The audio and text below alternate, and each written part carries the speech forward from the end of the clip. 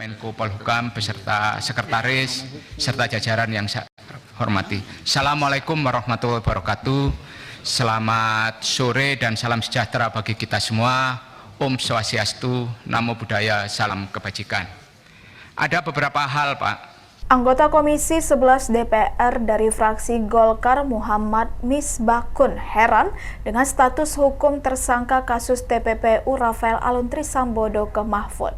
Hal ini disampaikan Misbakun saat ikut rapat dengar pendapat antara Komisi 3 DPR RI dan Komite Koordinasi Nasional Pencegahan dan Pemberantasan Tindak Pidana Pencucian Uang Komite TPPU di Gedung DPR pada Rabu 29 Maret 2023. Misbakun juga menanyakan kesalahan Rafael ke Menteri Keuangan Sri Mulyani. Lebih lanjut, Misbakun heran karena sampai sekarang belum mendapatkan jawaban pasti apa kesalahan Rafael Alun Trisambodo. Ia menceritakan saat bertemu Sri Mulyani tidak bisa menjawab pertanyaan sangat sederhana tersebut. Dan kemudian dijumlah ke bawah, jumlah debitnya berapa, jumlah kreditnya berapa, dan ditotalkan Pak ya. Betul Pak Ivan? Saya perlu jawaban Bapak Pak. Boleh Pak Ketua? Seperti itu kan? Seperti itu. Jadi kalau saya mempunyai uang 100 juta, saya transfer ke tempat lain, saya balikin lagi, saya transfer lagi, saya balikin lagi, di dua rekening saya yang berbeda dari bank, satu kalau saya transaksikan 10 kali, dia akan menjadi uang saya yang 100 juta, itu menjadi bisa berpuluh-puluh miliar di dua rekening yang berbeda. Ini yang harus juga saya dapat klarifikasi yang seperti itu. Kalau yang seperti ini, harusnya yang menjadi LHA ini Pak, ini juga sebagai perbaikan ke depan. LHA ini kan juga harus, kalau memang indikasinya, indikasi Pak ya, indikasi terhadap dugaan, sudah indikasi dan dugaan, berarti saldonya kan diteliti dulu Pak. Itu. Saldonya diteliti, asalnya seperti apa. Apalagi kemudian TPP itu kan tergantung kepada predikat crime-nya seperti apa. Lah, yang seperti ini perlu dijelaskan kepada publik, Pak. Bahwa nilai transaksi 300 triliun itu seperti apa profilingnya. Sehingga nanti kita tahu, Pak, di net off, ada istilah orang bank itu di net off. Jumlah transaksi debitnya berapa, berkurang karena kredit berapa, kemudian saldo akhirnya berapa. Itu. Walaupun kemudian ini kan tidak menggambarkan total, ini menggambarkan profil apakah semuanya itu adalah transaksi yang mencurigakan. Berikutnya Pak, saya ingin menyampaikan juga dengan apa yang disampaikan oleh Kemertama, yang luar biasa yang disampaikan oleh Pak Mahfud. Saya yang orang yang mendapatkan penjelasan langsung dari Bu Sri Mulyani mengenai 349 triliun Pak. Dan di hari ini saya ditugaskan oleh fraksi saya, oleh Pak Sekretaris saya yang juga Wakil Ketua Komisi 3 Pak, untuk ikut ke sini, untuk bukan untuk meramaikan, tapi untuk memperjelas situasi ini kepada masyarakat seperti apa. Karena apa? Apa yang disampaikan oleh Bu Sri Mulyani yang dalam pemahaman kami bisa menjelaskan dengan sangat bagus. Jangankan saya Pak Mahfud aja mengakui bahwa beliau ini adalah salah satu Menteri Keuangan terbaik di dunia. Dan Pak Mahfud tadi juga memuji dengan sangat luar biasa soal kredibilitas, integritas, dan kejujuran beliau. Siapa yang bisa menyangga Pak? Tetapi ada yang luar biasa juga disampaikan oleh Pak Mahfud, bahwa apa yang disampaikan oleh Bu Sri Mulyani di Komisi 11 tidak berdasarkan fakta. Artinya apa Pak? Saya sudah dibohongin dong Pak. Waktu saya rapat, padahal saya sudah mempercayai Bu Sri Mulyani ini.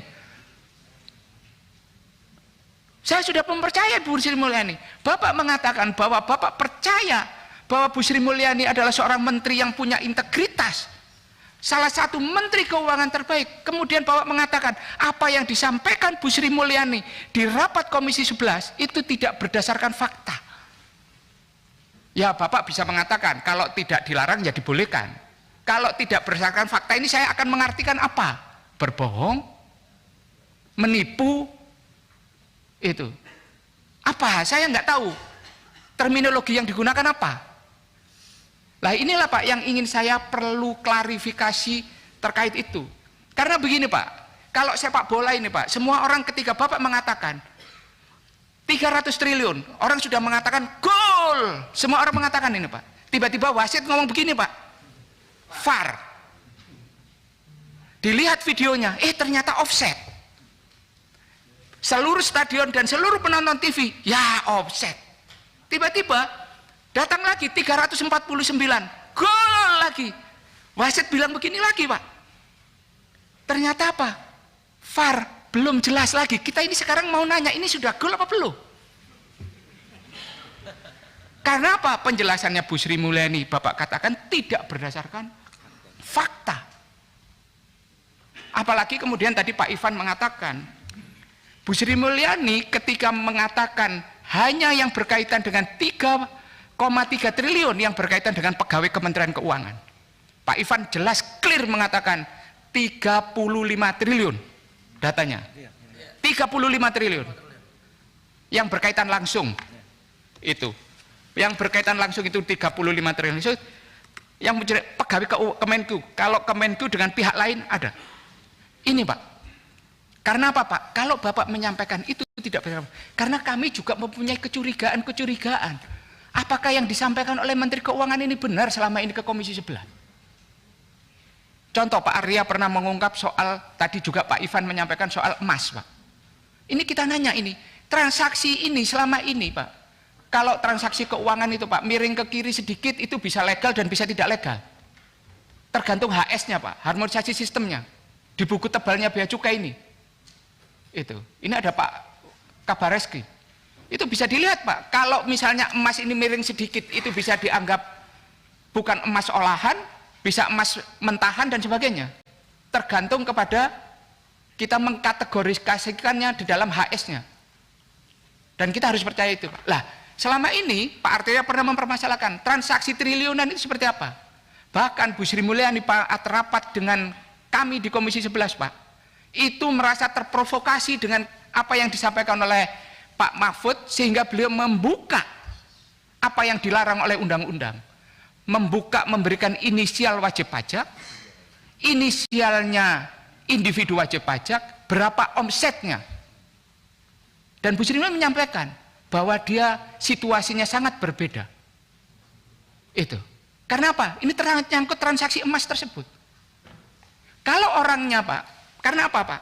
Kita Pak, biasa Pak terjadi perbedaan antara SPT dengan laporan keuangan kita, dengan laporan perbankan kita. Karena apa? Ada rekonsiliasi bank dan kemudian ada koreksi fiskalnya.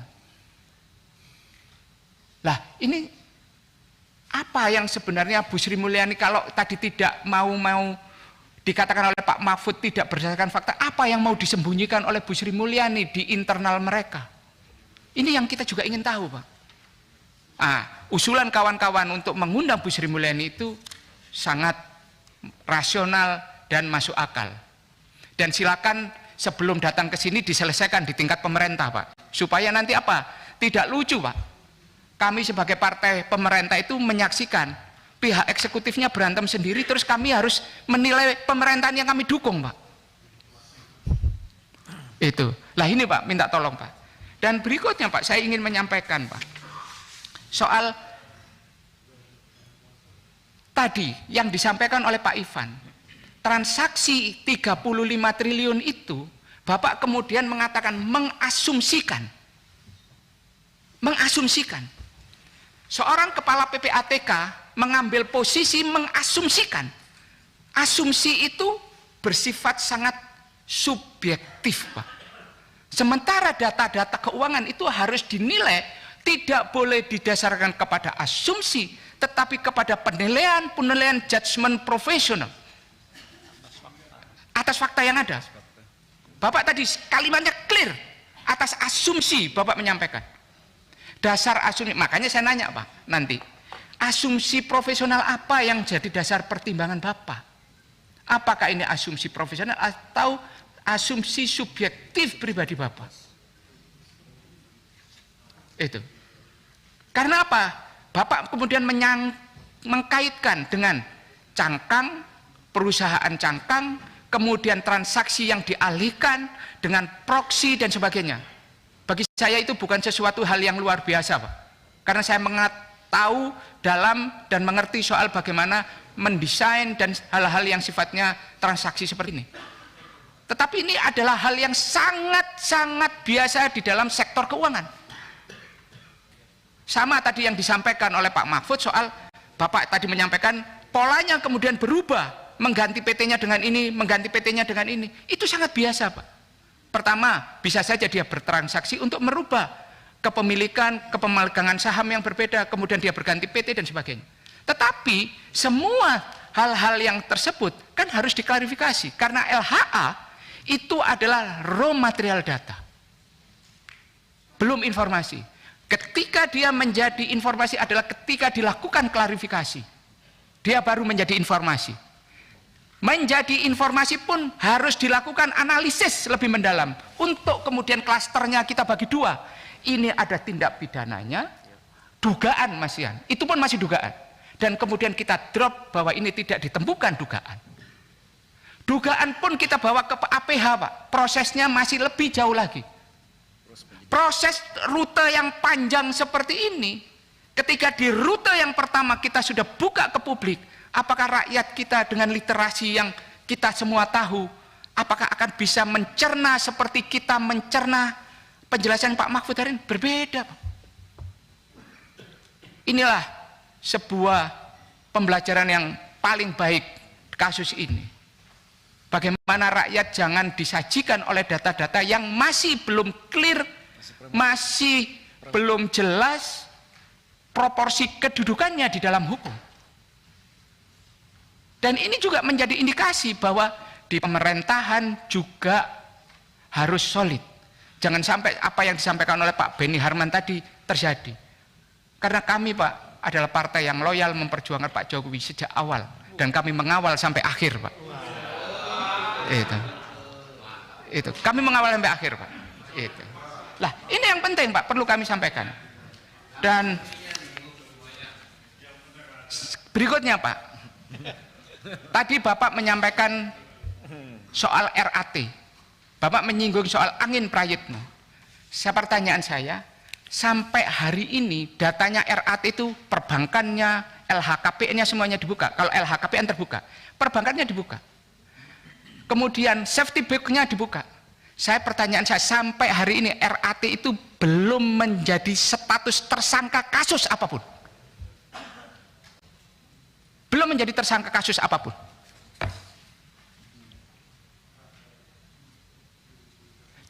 Saya tanyakan kepada Menteri Keuangan saat saya rapat dengan Menteri Keuangan, kenapa, pertanyaannya, apa kesalahannya RAT? Sampai sekarang saya belum mendapatkan jawaban, Pak. Nggak dijawab, Pak, pertanyaan saya. Menterinya sendiri didampingi oleh Dirjen Pajaknya, sampai saya selesai rapat tidak bisa menjawab pertanyaan saya yang sangat sederhana, apa kesalahannya RAT? Ya, itu yang terkenal itu, Pak Ketua. Itu. Lah, ini, Pak, maksud saya tidak sedang dalam profesi, tapi ini adalah orang yang belum ditetapkan dalam status apapun, tapi data perbankannya sudah dibuka, data keuangannya yang seharusnya dirahasiakan dibuka dan sebagainya. Lah, inilah yang ingin saya sampaikan, Pak Ketua. Terima kasih, mudah-mudahan bisa kita klarifikasi semua proses data di PPATK ini dengan baik. Assalamualaikum warahmatullahi wabarakatuh. Ikuti terus berita menarik lainnya. Jangan lupa like dan share seluruh akun Tribun Medan.